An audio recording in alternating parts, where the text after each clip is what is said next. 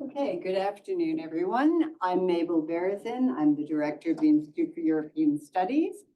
And I'm absolutely delighted today to welcome Adrian Fravel to Cornell, to Einaudi, and of course to the Institute. It's always a problem to do an introduction when you have a scholar whose range is so broad and who has accomplished so much. Adrian Fravel has made contributions, of course, to migration studies in Europe, and arguably, he is the leading scholar of his generation, migrations.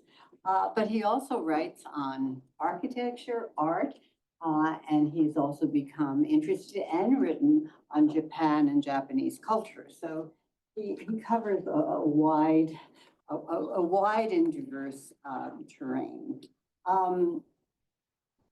He is currently the founding director of the Radical Humanities Laboratory and professor of social and political theory and a lecturer at the Cork Center for Architectural Education. He is not a lecturer at Cork. He is a professor and a lecturer in architecture. No. You are? But yes, at University College Cork. Yes, I'm getting there. There's a lot on your meter. Yes, University College Cork in Ireland. I said it's hard to introduce a person this accomplished. He has written widely on European integration, everyday life in Europe. His first book was on philosophies of integration, comparing England and France, and I'm saying that from knowledge. I'm not reading it off the paper I have here. And he really was one of the first persons to not only look at the fact of migration, but the different theories behind it and the way those theories actually impacted the kind of migration policies that were available in different countries. He has many books, but his second major book was called Eurostars in Eurocities, about the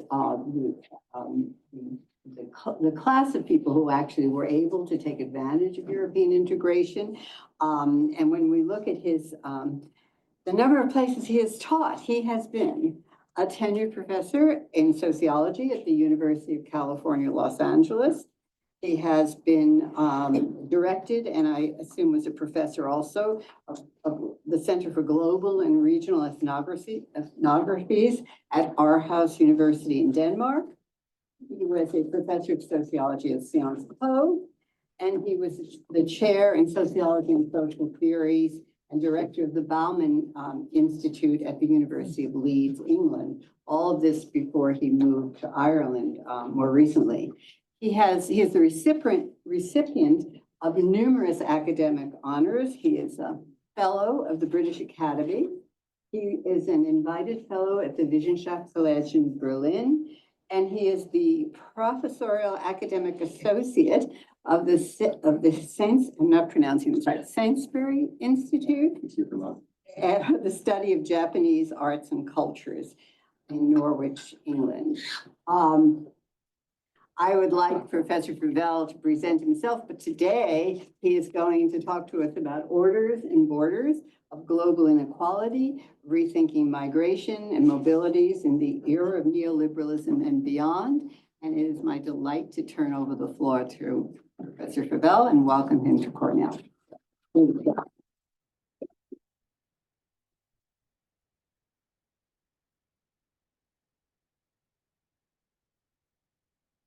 Well, thank you, Mabel. I'm delighted to be back in Ithaca. Second visit, and very nice audience. Thank you for coming out this afternoon. And I was particularly happy to reconnect, obviously, with the Einaudi Center and the Institute of European Studies, and thanks also to other co-sponsors there. But also because I was very much aware of the migrations initiative that was launched here 5 or 6 years ago, I think, which I saw as one of the most exciting initiatives I'd seen, for a long time in terms of, the global challenge of migration, but also in emphasizing the need for some sort of paradigm shift in our thinking about migration. And this is really where I'm coming from today. I won't address the the ambitious post-human type of dimensions of migrations that project also brought in, and also its kind of political ambitions, I think, as a sort of intervention. But I do hope that this talk, that you'll see it as part of that sort of attempt to kind of think about migration in a different way. And this will be a theoretical reflection today, but there is a big empirical project behind this, which is MIGMOBS. This is a 5-year European Research Council project, which I lead. It's a big team. There's co-Is in various countries, based in Argentina, Japan, Italy, and the UK, as well as Ireland. About 13 researchers involved. It's an attempt to really rethink our kind of frameworks for talking about the governance of international migration in a way that brings in the notion of mobilities in a meaningful empirical way. Now I'm going to keep all of the numbers and all of the examples very simple today. The point of my talk is not to give you an empirical argument so much as have a kind of analytical exercise around the rethinking what we're doing theoretically in this project, thinking differently about what we might think of as the international migration crisis or the politics of immigration, which everywhere now are just such a huge hot topic. I mean, honestly, when I started studying migration or immigration in the 1990s, it was a marginal topic in the social sciences, and I've kind of ridden that wave. It's now sort of so central, it's sort of overwhelming. Our thinking is stuck in certain ways. I wanted to think in terms of mobilities. I don't know whether this is something that's actively debated, but we've been talking about mobilities for a long time. I mean, I started sort of trying to develop this kind of line of thinking in the late 1990s. John Urry published a manifesto called Sociology Beyond Society, is the beginning of what's a so-called mobilities turn in thinking about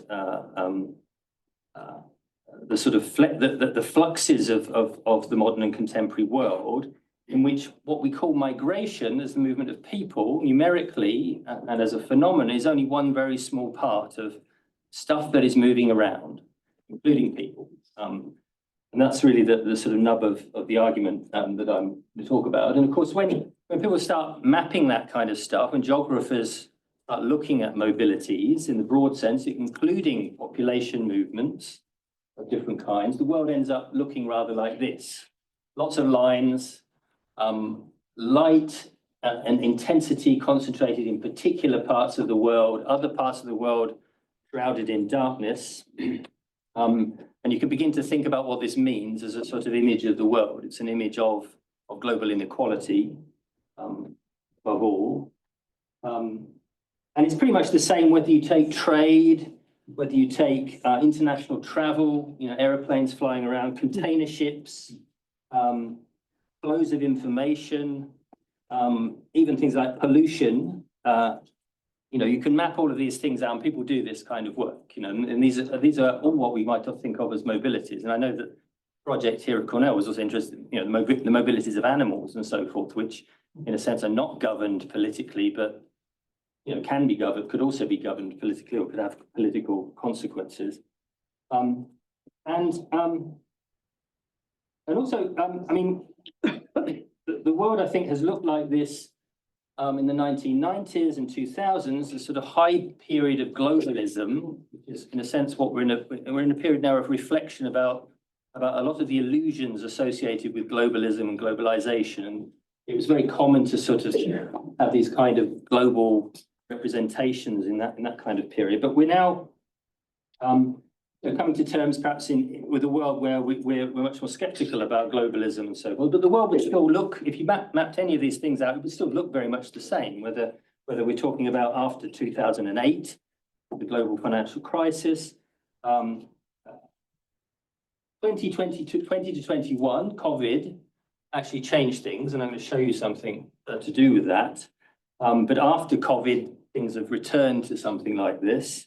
And maybe even, the election of Donald Trump, maybe he's going to try and do stuff that's going to mess with this particular sort of world that we're representing here. But, will it change? We don't know yet. I mean, so far, not perhaps. International political economy would map the world in terms of flows of capital, goods, and services. That's the way the world works in a sort of economist's sense. That's capitalism. That's how it works. They often sort of point out that persons don't move in the same way, or persons don't move freely in quite the same way. But when they say that, they're of course thinking about migrants. They're thinking about people who move from A to B under some sort of political regime, which is restricted and controlled, and we know is hugely stratified and immensely unfair. We know all of those sorts of things, but they don't actually. They're not actually thinking on the free movement of persons of people actually moving around, because actually when you take tourist data, travel data, it does look like this. It looks very much the same as trade. Everybody's moving around. There's an awful lot of movement in our world, and perhaps way too much from a sustainability point of view. And that's another sort of glitch in the discussion that we'll probably need to get to at some point. So the point is here that the volume of migration flows in these sorts of representations is very, very small relative to other kinds of population movement. We might think of it as simply tourism to start off with, because a lot of it's based on tourism data, but as we see, that doesn't capture by any means what we might be talking about. But the proportion is very, very small. And so we might, demographers obviously, so we do face a migration crisis in a sense. We face a migration crisis not because there's so many people moving around or the world is unable to sustain, I think, larger amounts of migration in some sense, but because the politics of this have become so charged. And I suppose, if you ask demographers to respond to this, and I'm thinking here of Heinde Haas's recent book, it's a kind of bestseller, How Migration Really Works. That's a compendium of all of the best current migration research in a very mainstream way. So it's quite different in a sense to what I'm proposing, but it is a book that tries to play it down. It says, well, in fact, 280 million people is still only 3.5% of the world's population who are migrants officially. And yeah, there are lots of people moving, but they're moving in many senses in systems that can be managed and that we can deal with the consequences. And a lot of the scares around masses of people moving from the global south or the crisis of environmental migration are scares. They're panics rather than realities. And this is how demographers tend to want to approach this question, which is a fact-based kind of approach. Doesn't seem to be working because the people are panicking and people are voting for politicians who are saying all kinds of things about migrants.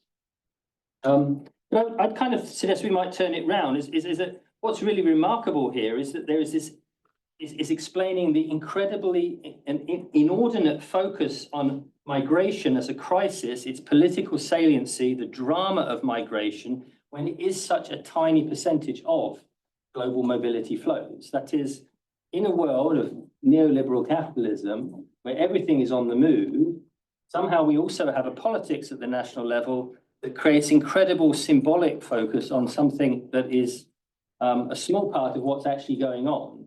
And what's actually going on is largely invisible in the politics of migration and, in a sense, much of the research that focuses on migration.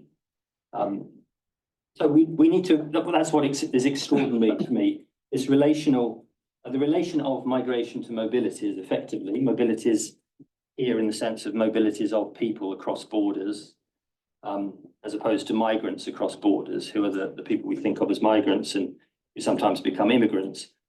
And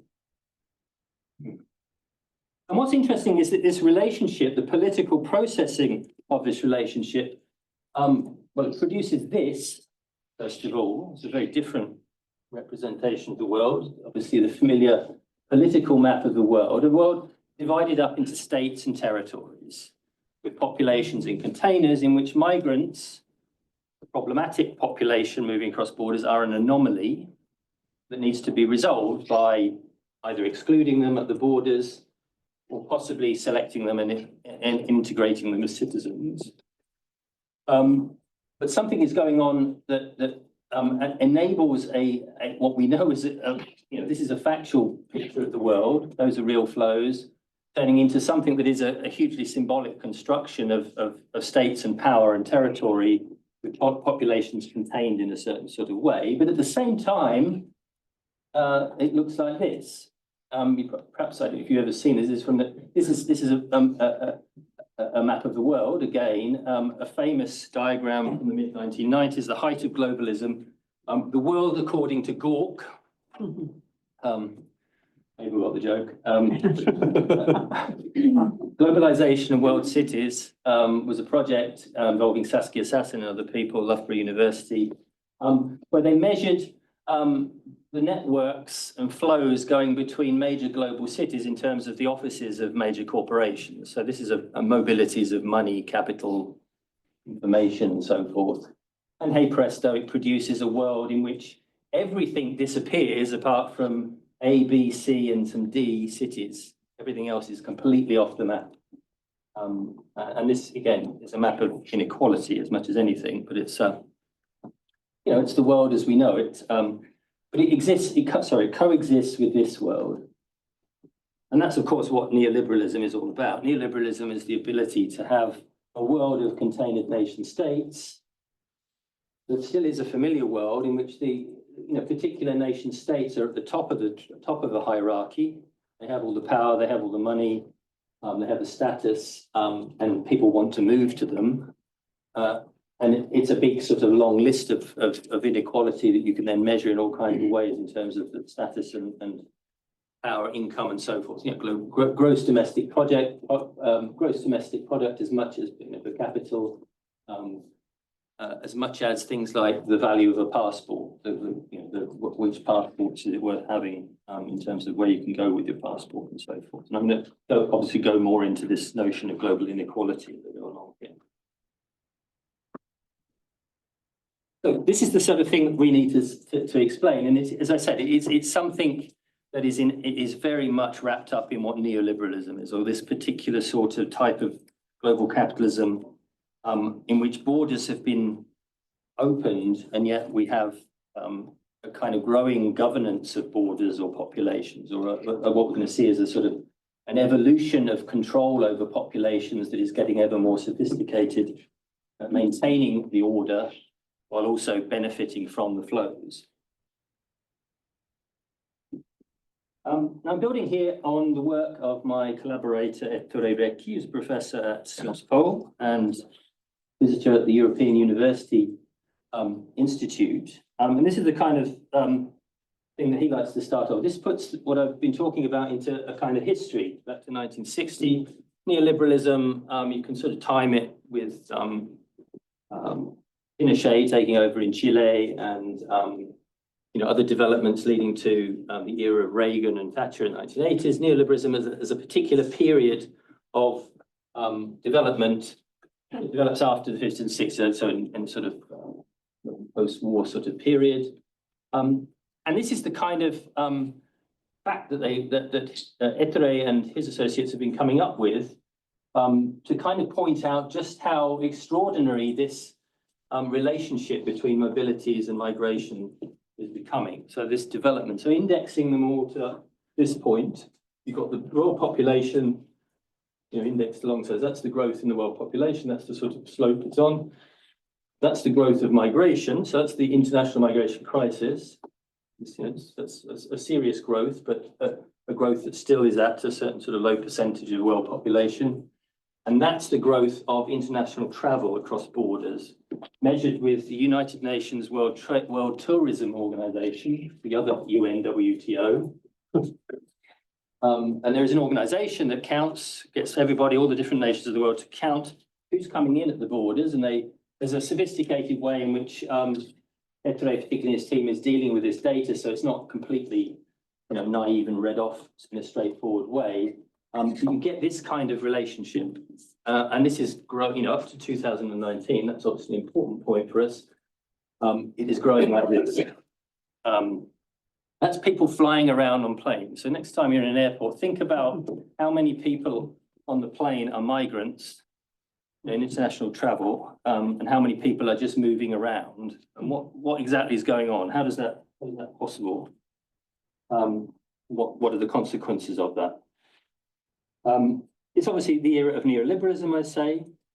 And of course, what this kind of diagram is a very categorical diagram. Yes, sorry, Victor. I just wanted to ask you, why is international tourism linked with migrants who want to move on a permanent basis to another country? Because they seem to be very different types of people.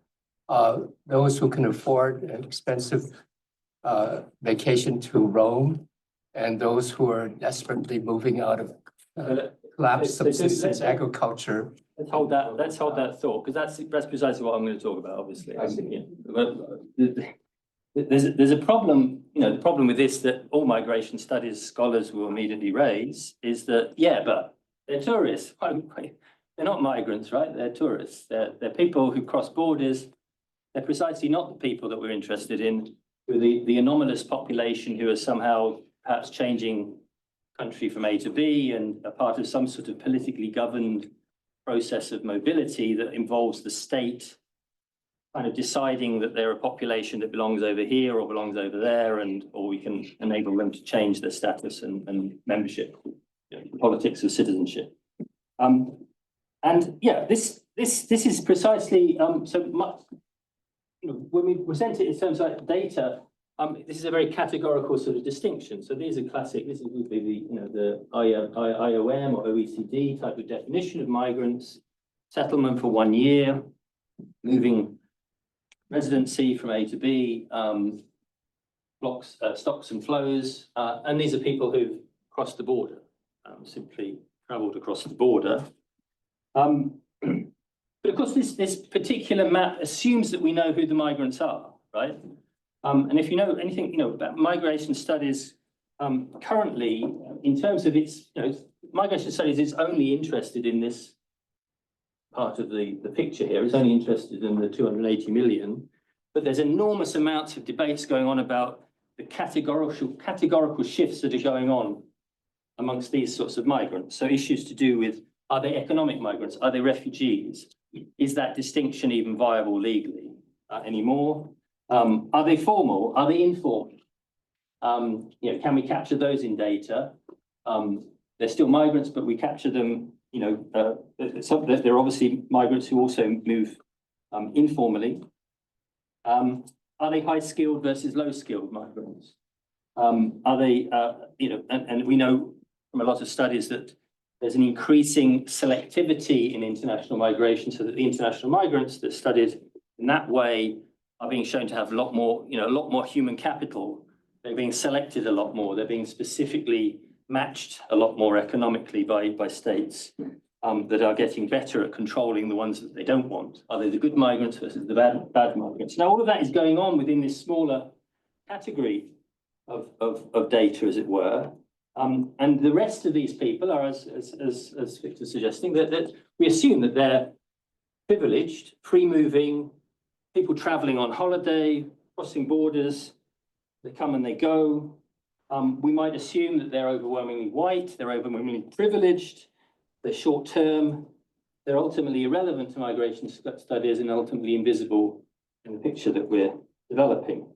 Now, this is really not true. And so a lot of the action at the moment in terms of enabling people to move across borders, to build that, to maintain that world of flows, while also maintaining the world of borders, of states and territories and populations in which migrants are an anomaly, is an enormous amount of work around the barrier between the migrants and the international arrivals. Start thinking of things like student migrants. Are they migrants? Or are they movers? Are they international movers in some other sort of sense? All kinds of visas have emerged, a classification. I mean, America has an alphabet soup of visa categories, which create all kinds of new sorts of types of well, migrant or not migrant, they're moving in some sense in a midterm sort of way. There are all kinds of various sorts of recruitment schemes for different sorts of workers, various sorts of, at the lower end of the scale, indentured mobilities have re-emerged. We don't have slavery, but we do have indentured people moving around under certain conditions that prevent them from really being migrants in the kind of classical sense of the word. And we have a lot of people in the middle, business movers, nurses, students, people on GATT schemes, service workers. There's this particular sort of emerging set of mobilities that are not necessarily captured in the politics of immigration as such, or at least generate a new sort of politics that is related obviously to various sorts of economic supplies and demands. Okay, so I'm going to trying to develop this sort of thought. What we're looking at here is data from the Global Mobilities Project at the European University Institute. So when we're struggling to get back in time before 1995 with the UNWTO data, but when you look at the regional breakdown of the mobilities, this is the large data about international travel across borders, including migrants, but migrants, as I say, are only a small percentage, tiny percentage of this. It looks like that. And this, of course, is COVID. The COVID introduces something interesting new into the situation, which is proof that states have all kinds of technologies at their disposal to be able to do that. They can actually prevent people moving across borders quite dramatically. And this, of course, gives them new sorts of potential techniques for managing or selecting mobility when it starts to pick up again. But it is moving very fast and very quick back to where it was. 1995 is a kind of peak of globalism, interestingly enough. So you might sort of think of those things that happened in 95, but in some sense, globalization is suggesting a world that will be moving away from this kind of picture. Other features of this is that shows that this huge amount of mobility internationally here is generated by European mobilities that don't show up as migration. It's cross-border travel in Europe, very much linked to European integration, but you've got similar sorts of growths going on in other parts of the world, and particularly dramatically in East Asia. It's moving ahead of population growth. This is the line for population growth, just the sort of basic line of how that's growing. I won't show it here, but migration as part of this is consistent in all of the regions of the world, less than 1%, it's less than 0.5% in Europe, relative to the cross-border travel. And that's so the one in 100 relationship is a quite consistent sort of pattern. There is regional concentration, which the group is also studying. And as I said, COVID enables new technologies. So I invite you to look at the Global Mobilities Project. If you're interested in the technicalities, how they're doing it with the data.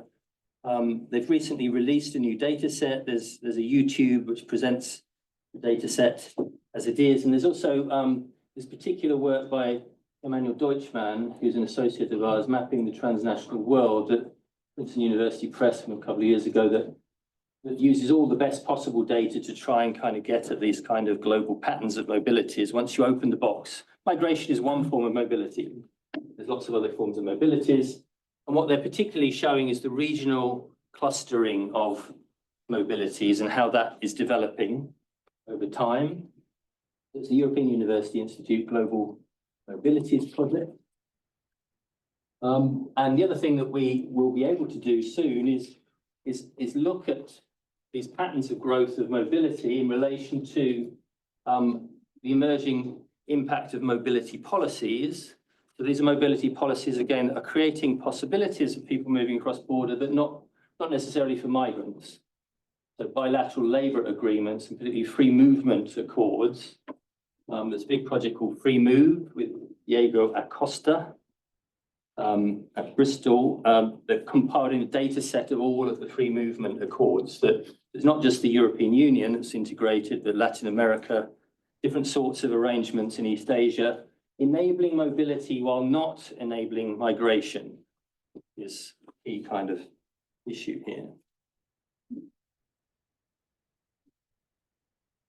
I want to just take a little excursus, talk a bit about Britain, and again, this helps answer the questions really about, why the drawing of the line between free movement and immigration is so important politically, why it turns into a symbolic politics. It's something that's in the book Integration Nation, which isn't just about Britain, but Britain is a kind of paradigmatic integration nation in some ways. And you probably realise that Brexit, when Britain leaves the European Union, was driven very substantially by a politics of free movement gone bad, effectively. So people started seeing this as unwanted immigration, and the unwanted immigration leads to Britain opting out of a particular movement construction, which is the European Union.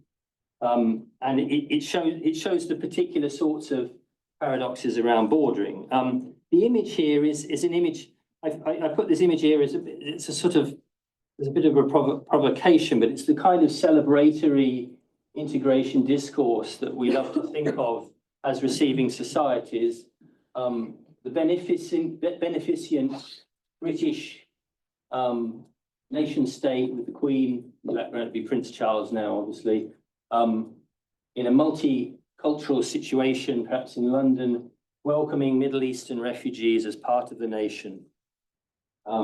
Nation building good migrants that have been selected in a certain sense out of masses of people who are left behind, who don't make it to the integration situation, but also who are a particular sort of symbolic immigration that takes place alongside lots of other movements that are going in and out of the country at the same time. Now, what went wrong with UK politics in this period, 2010, was the Prime Minister had the not very good idea, because of the Conservative Party issues around immigration, of saying, well, we'll have a target of 100,000 migrants per year. That's our target, and we're going to get that target. It's David Cameron.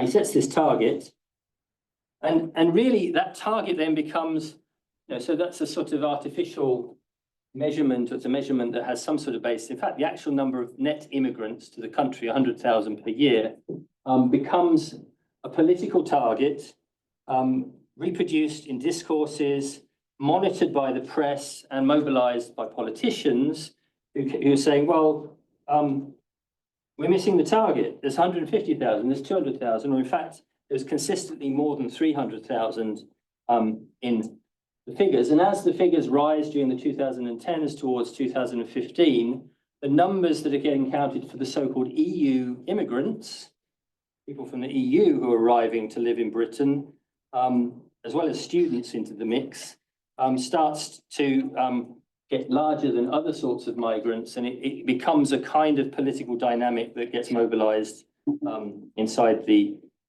election, inside the vote for the Brexit.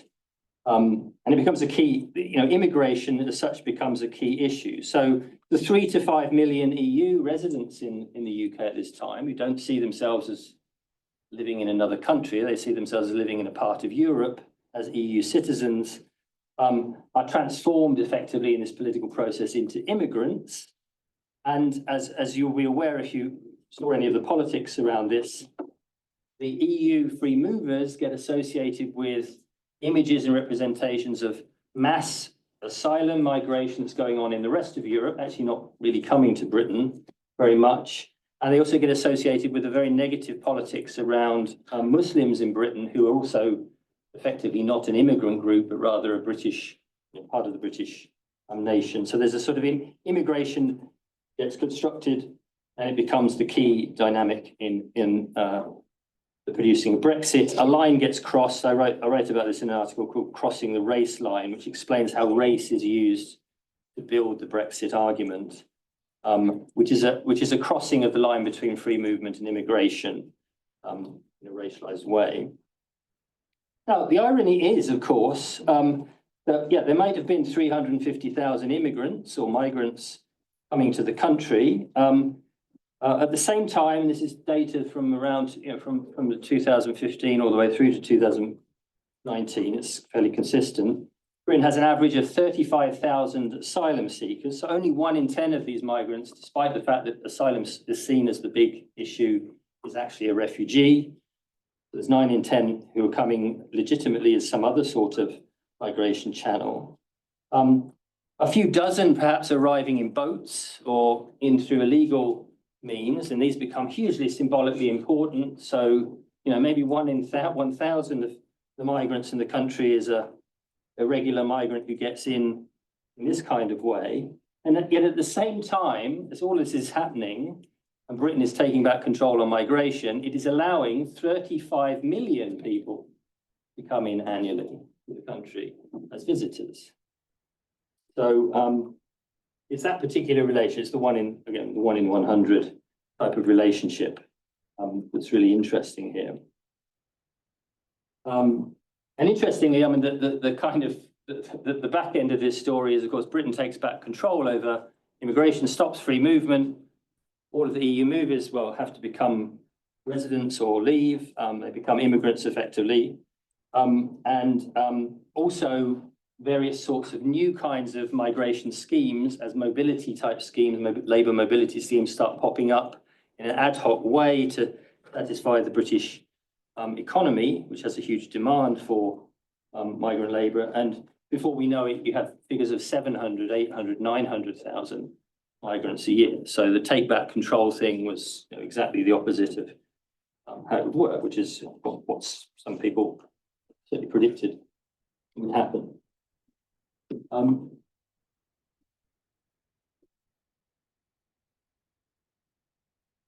What we're sort of getting at here is the paradoxes in some sense of this kind of inequality. It's inherent in the system. My colleagues at the EY are working on a genie of mobility, which goes beyond the sort of obvious inequalities of ability to be a migrant or immigrant, actually looks at the ability to be mobile as such, as a measurement of inequality, of global inequality, or a further measurement of what gets called the birthright lottery. So putting a measure on just exactly how unequal it is if you're born in certain countries relative to being born in other countries, as part of your the index of inequality that we're familiar with in sorts of global hierarchies. You can move or not, and you come up with this sort of data. This is data that is based on the cost of visas, based on average income to buy a tourist visa to go to certain countries. And some countries, of course, benefit from visa-free travel. Others, it's extraordinarily difficult to move at all. Or if you can move, it's because you have the wealth to move. So it becomes a sort of selection dynamic. I can probably be brief in the next little section. You're probably familiar with this argument. Branko Milanovic's work on global inequality, 2011s and 12s, starting to look exactly at what the overall effect on where you were born, when you look at individuals as a whole in the world, how much their location of birth and the citizenship it gives them has affected their life chances in terms of social mobility measures.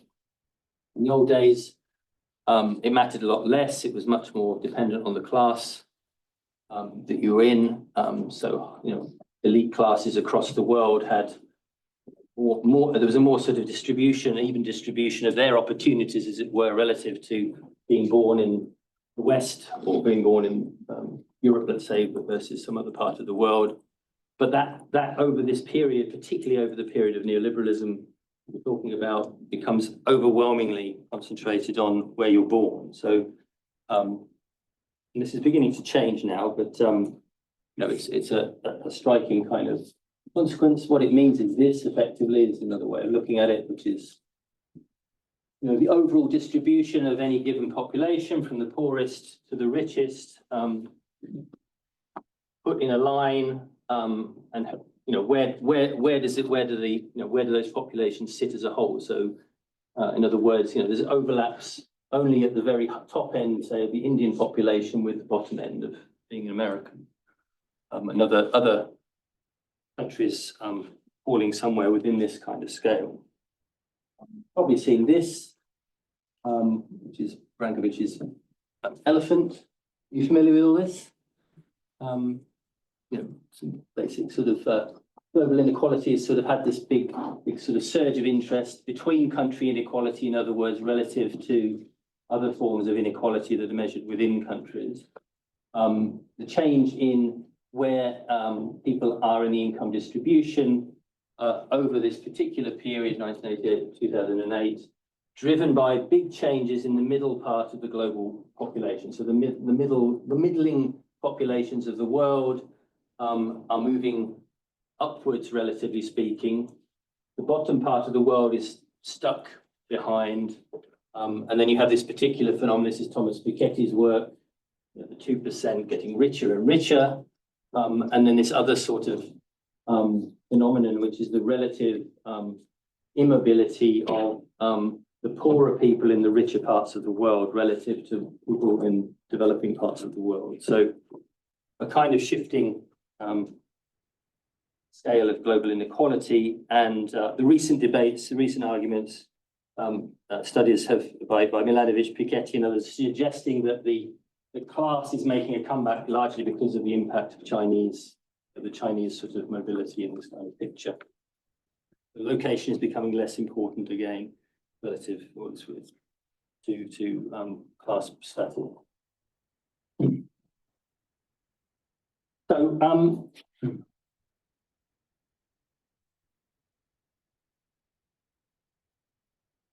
what I've just been describing. We come back to then, what are the role of mobilities in reproducing these patterns of inequality? In some sense, there's a high suggestion that, mobility now is something that is getting widely massified, distributed across populations. So those populations, the middle class populations emerging in India and China, are able to move as well and contributing to mobilities, contributing to the map, maybe generating new sorts of centers of activity in the world. That's the kind of clusters that we're beginning to see in the data. But they may also be reinforcing the absolute global inequalities that people are facing in the parts of the world who simply cannot move. And that may be also, a phenomenon of increasing selectivity of elite classes in the poorer countries and so forth, as they become able to move in certain ways, but others are not able to move. The role of mobility is reproducing inequalities. And the big study that we're involved in effectively then is a study about the effectiveness or not of ongoing selection and extraction processes globally that are taking the mobile of the world, the people who are able to be mobile, who are disproportionately more advantaged relative to their own co-nationals, and who are being able, and where the selection process, as we know from migration policies and other sorts of accords around free movement and bilateral arrangements and so forth, are facilitating particular sorts of mobilities, while leaving others unable to move.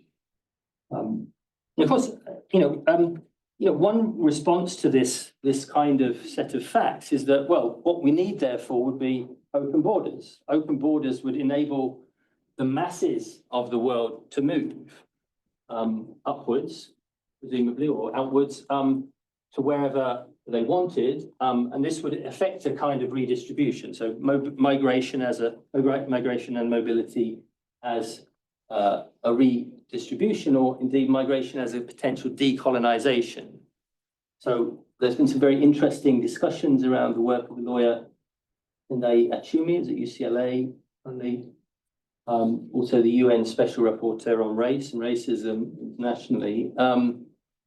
This kind of work, re-evoking older work by scholars such as Abdul Malik Syed, which emphasize the mutual embeddedness of receiving and sending countries and the kind of legal and political consequences, in some sense, of richer countries taking migrants or mobile people from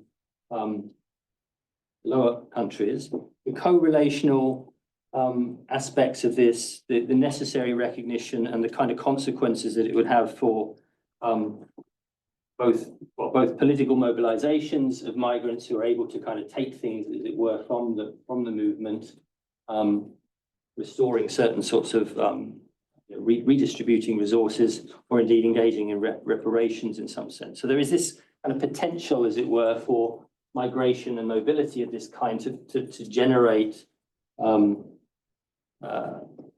kind of dynamic from below. So look at the work of Cecilia Menjivar, for example, professor at UCLA, done a lot of work on Latin American migration that looks at how migrants are dealing with the inequalities of the categories that they are stuck with, how they are kind of, create various sorts of migrant systems to deal with this situation as a, family resources and so forth in increasingly difficult conditions, because the categories and so forth are constantly changing. Now, this kind of literature evokes or, re-echoes things that were said a lot in the 1990s about transnationalism, Lena Glick-Schiller and Associates Nations Unbound, a lot of work also that talks about the impact of human rights and citizenship and rights of migrants, a certain sort of dynamic of change from below.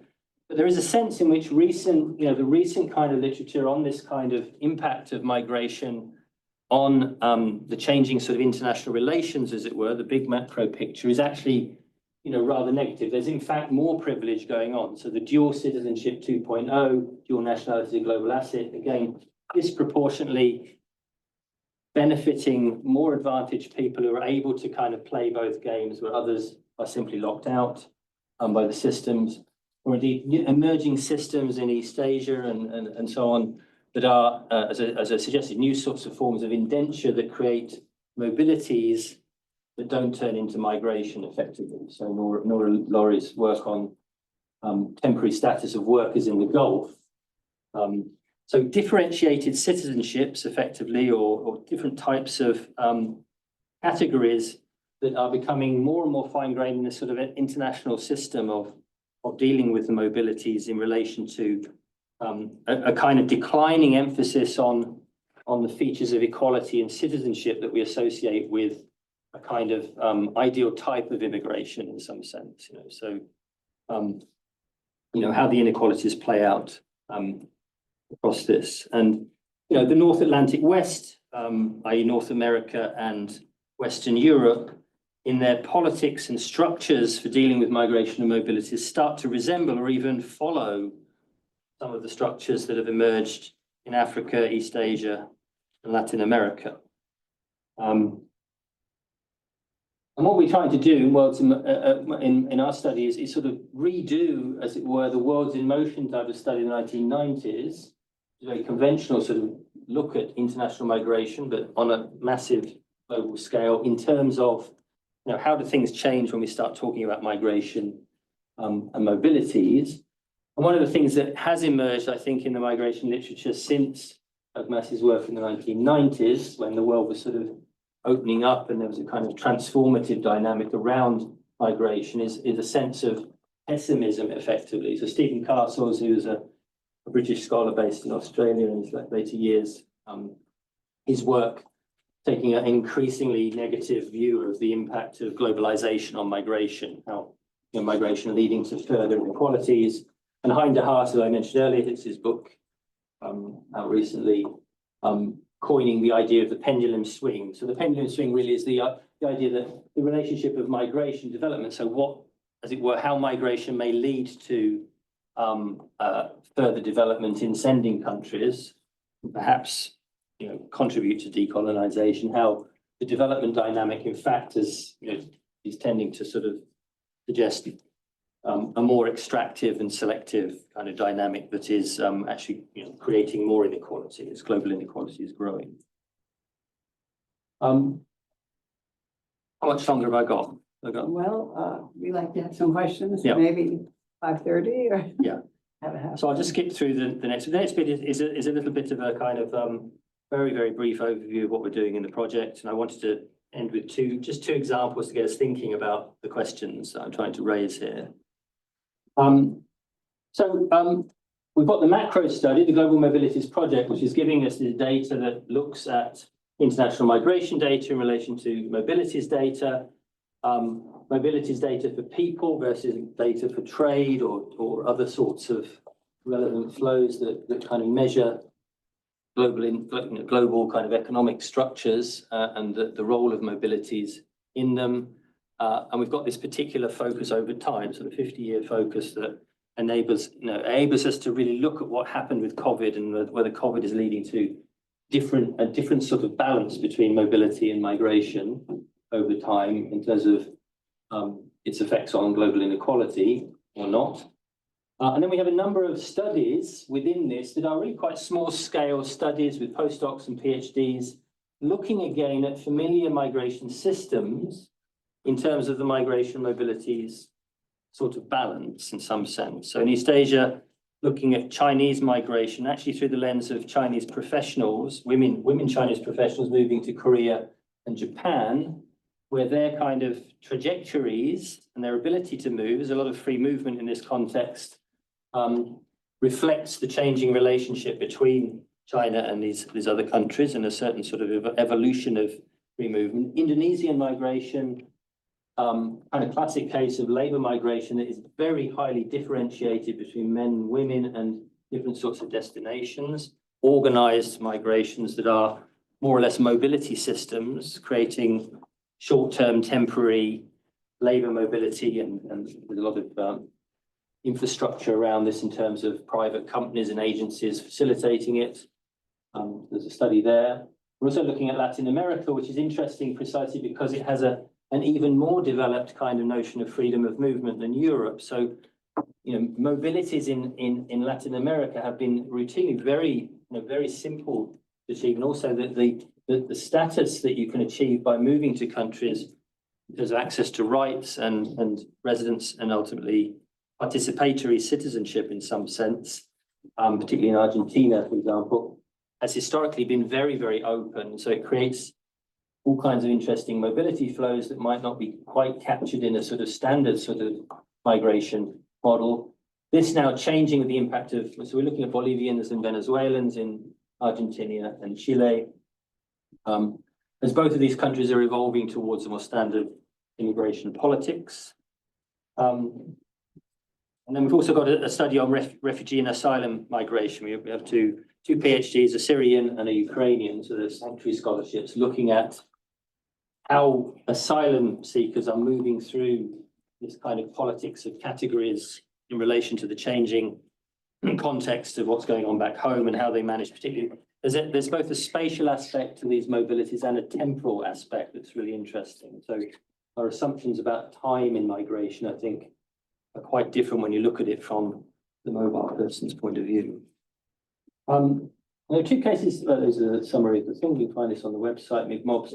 I just wanted to, just give you a few sort of small facts, sort of factual indicators of two ongoing migration systems, migration mobility systems, I think are very interesting in terms of the case of UK, Nigerians in the UK and Chinese in the UK, that kind of gets at why we need to be looking at more than just migration, I think, in understanding the shifting relations between countries. Nigerian migration has become an important part of immigration, official migration in Britain in recent years.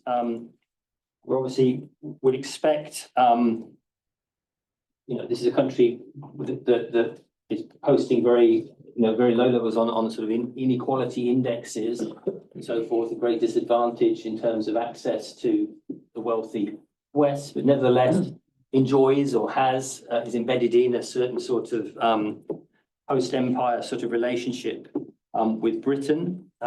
Post-Brexit, there's been interesting shifts, under cover of taking back control, the government's also opening up new channels of mobility to students, to businessmen and others, able to move from certain selected Commonwealth countries, Nigeria being one of them, so Nigeria, Ghana.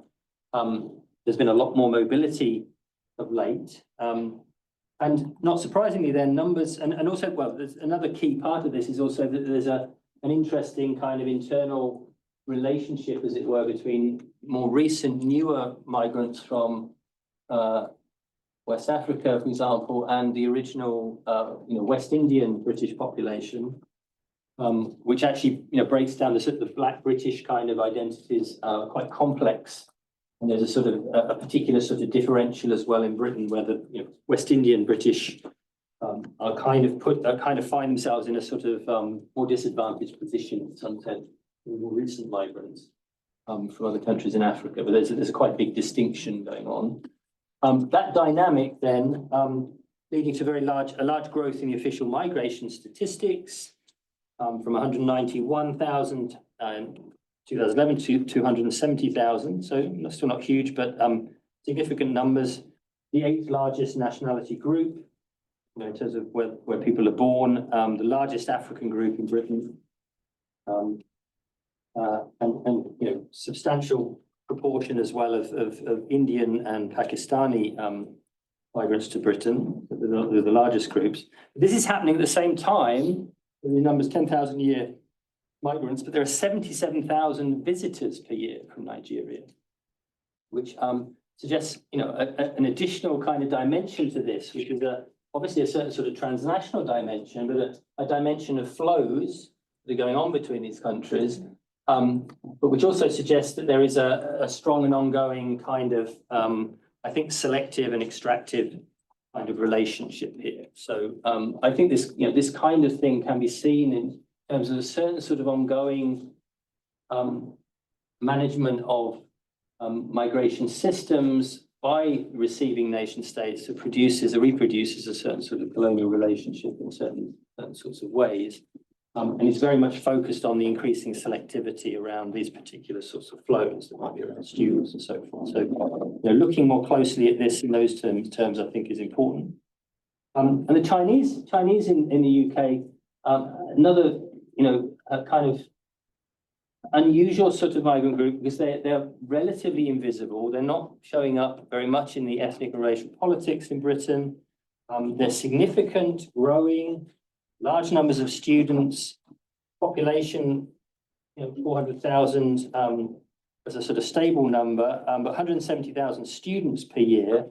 But this is happening alongside there being 880,000 visitors a year from China, who are supposedly spending £2,000 a head in Britain. And part of it, in other words, a really significant economic relationship between these two countries that is being channeled through mobility. Now we can see the student migration is very much, you see, similar things are happening in the US, of course, is an economic gain in some sense for Britain. But there is also another sense in which these are flows perhaps that are actually, also very much about kind of the lack of governance in Britain over the flows and the sort of flows that may be going in the other direction.